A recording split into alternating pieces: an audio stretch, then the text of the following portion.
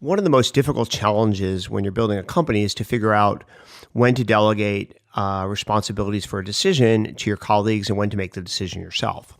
Ultimately, as CEO and founder, you're responsible for everything. You can never abdicate the responsibility for the quality of the decision.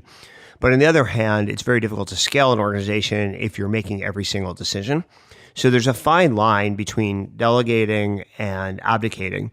And there's a technique that I learned mostly by reading High Output Management, which is written by Andy Grove, one of the most important executives in the history of Silicon Valley, leading Intel for probably 20 years, and published this book that's really the Bible on managing technology companies called High Output Management, which is when to delegate and when to not delegate.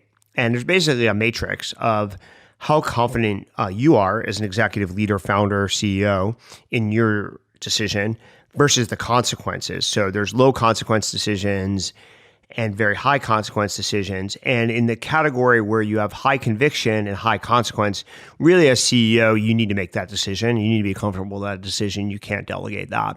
Then there's the other quadrant, the extreme other quadrant would be low conviction. So I have low confidence in my ability to make this decision, and it has moderately low consequences for the organization. In those cases, you should absolutely be delegating every time, basically to allow your colleagues to grow and also to watch how they make decisions. One of the ways to tell someone's ability and test their ability is to let them make decisions and then see if those decisions are successful. Jeff Bezos refers to this as, the key ingredient for success as a leader at Amazon is their leaders are right a lot.